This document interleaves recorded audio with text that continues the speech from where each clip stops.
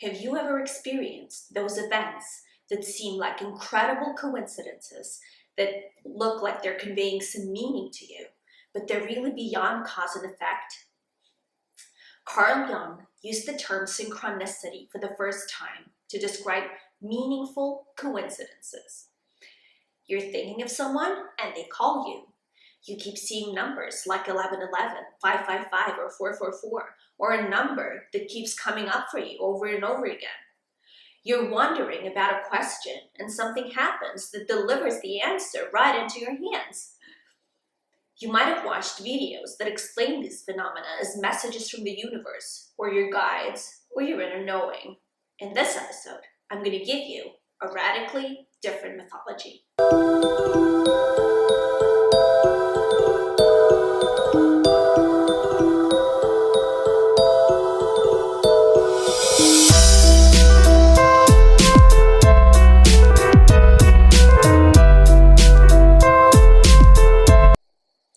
So the synchronous phenomena that are largely part of individual experience have been majorly overlooked by the academic and scientific communities. That said, there have been a number of interesting studies of related phenomena done throughout the last 50 years. A notable meta-study has shown that people have the ability to change the outcome of probabilistic events with their mind by as much as 6% over mere chance. This has been shown through multiple experiments. There was this scientist named Rhine who experimented with dice rolls. What they found is that when people rolled the dice with a number or intention in mind, the number was more likely to show up.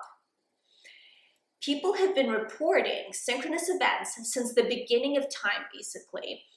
I, in fact, don't know one person who hasn't experienced some sort of synchronicity in their lifetime. The science started in the 1930s after Carl Jung reported his own coincidental phenomena when he was researching archetypes.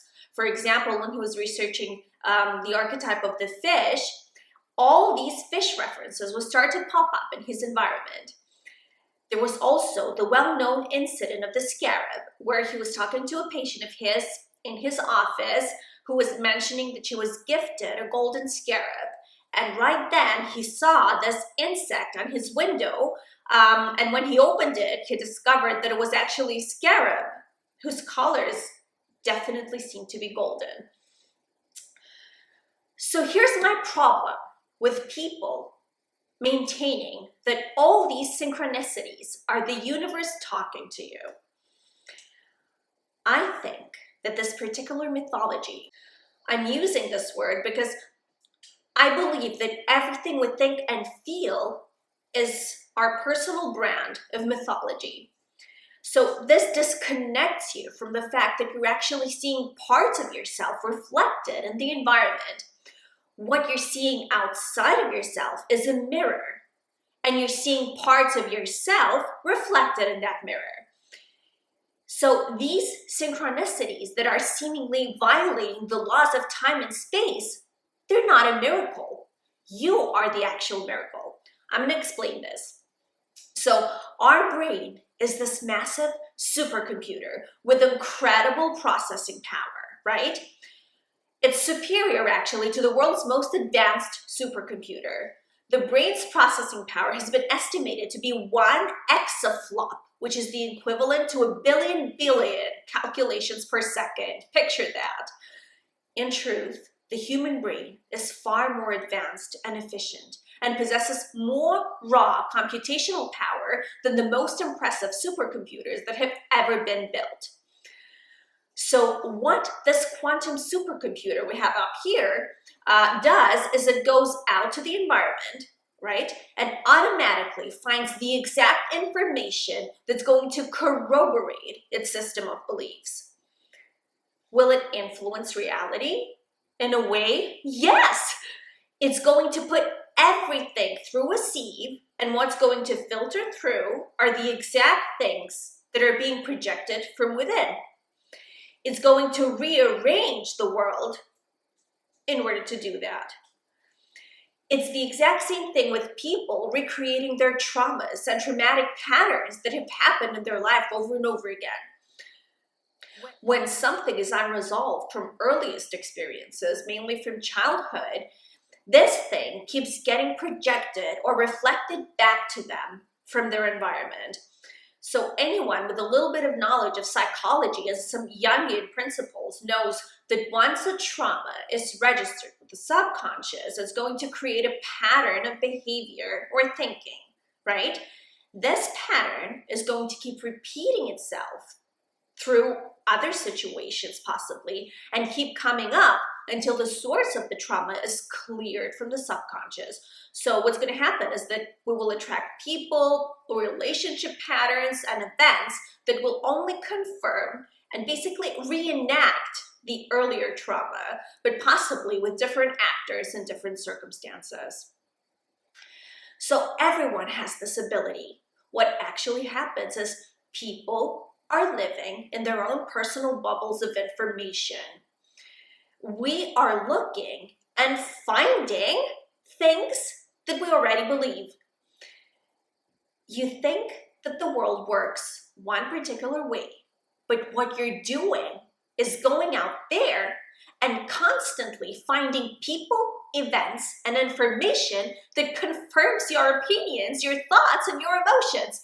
And then that's what's reflected back to you, and that's what, again, confirms your reality. The automated systems of the brain that construct this reality actually make vast changes to the information before you experience the data as the reality around you. The brain is going to match patterns. It's going to look over vast mountains of sensory information to find the patterns that you're interested in. For example, back when we were grassland hunters, our task was to look out over the savanna, all of the visual input, and perceive patterns that allowed us to see through the camouflage of other creatures that possibly were a threat to us. So we basically survived by looking at all that data, deleting the unnecessary patterns, and completing the partial patterns that possibly meant food or predator. It's how we survived. You get it? So I'm not proposing an atheist view of synchronicity here. Quite the contrary. This information is well presented in Dr. Kirby's book, Synchronicities. In addition to everything that I've mentioned, what he does is he proposes that we're not just sifting through the data out there, we're also altering the randomness of events in the external world as well, based on our thoughts and emotions. This is really important. We're not just altering sensory data, we actually change the probabilities in the outside world as well. What we do when at some point we tell children, this is how the world works, this is what you're going to find, experience, and encounter from now on in your life, is the equivalent of cognitive castration. We're forcing our own personal mythology, which might be the prevalent mythology, on them. If you put someone in an fMRI and monitor their brain activity while they're trying to sort out a problem, the brain waves are intensely active.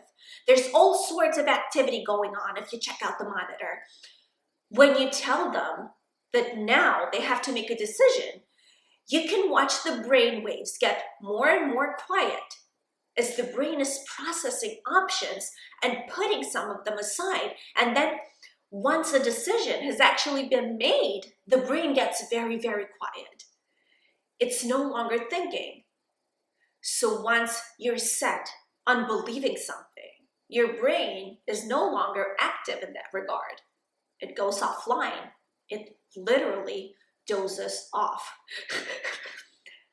Looking at neuroscience, we can truly appreciate the role of the frontal lobe in this respect, which the frontal lobe is the area of the brain clearly involved in self-evaluation and correction of systematic judgment errors, and also decision bias that influences self-evaluation. We're not supposed to be sure about anything. Our evolution means that we look at the world in all its various manifestations and complex structures, and then what we do is guess what the right pattern to follow is. And then we adjust that pattern, and then we adjust it again. We're not supposed to be sure of anything. That's the only way that we're going to evolve, that our brain is going to evolve. Theosophy says that as beings, we have multiple dimensions around us. We're in fact multidimensional beings, and we're constantly tapping into different dimensions or timelines based on our own perceptions and expectations. So this is not scientific, but it's empirical. M theory, however, is science. M theory is a theory in physics that unifies all consistent versions of superstring theory. That's what it does. That has now told us that physical space has 11 dimensions. Some of them, wait for it, emotional and mental. So while we can only experience this physical, dense dimension we call reality, there are in actuality other dimensions superimposed on this one that are not that physical and clear-cut at all. And this is fucking science. So what this shows us is that if you're able to quiet the subconscious mind and actually put intention in your thoughts, the outside reality is going to mirror those intentions back to you, because that's how it works. It will sift through all possible timelines and dimensions and potentialities and pick the one that best reflects your intentional thought. Events in the external world will actually be proving and corroborating your intentions all the time. If we start noticing synchronicities and extraordinary manifestations, then that's what we're going to start noticing more of. If we believe in a benevolent quantum field that's always looking out for us and supports us, that's what we're going to experience. If we're looking for a vengeful God that puts more stock in the differences between us than in the similarities, that's where it's going to be reflected back to us. It's not fucking magic. It's nothing esoteric or obscure. It's how we're constructed.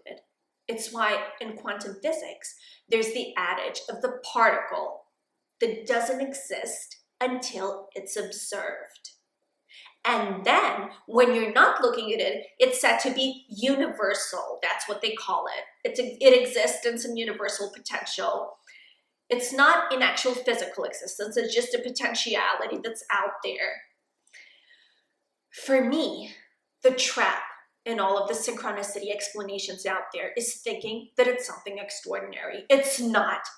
Some people say that strings of numbers that they keep seeing, like 1111 or 555, are angel numbers.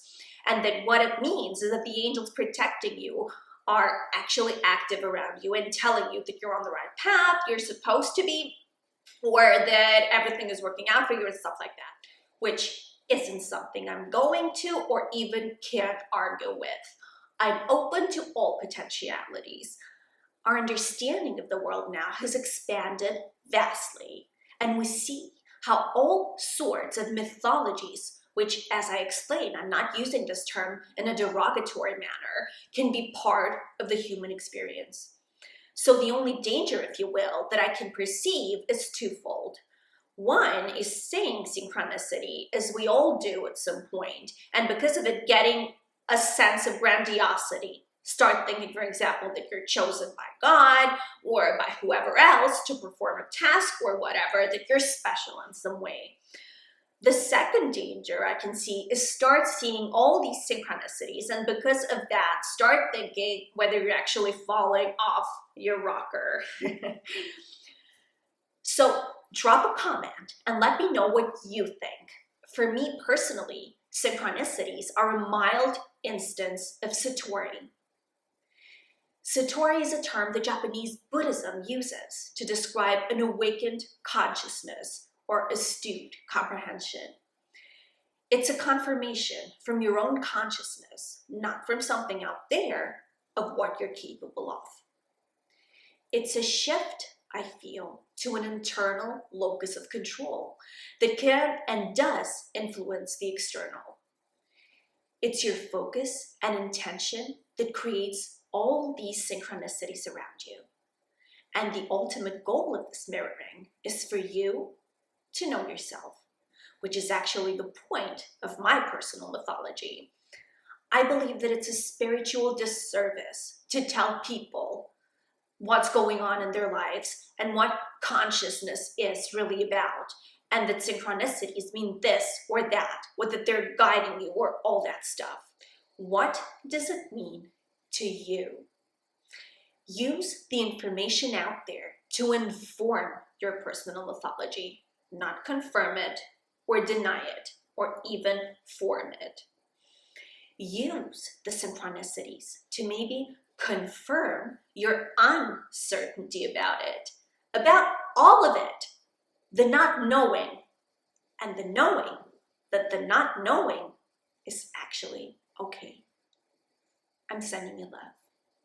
May you be happy, peaceful, liberated.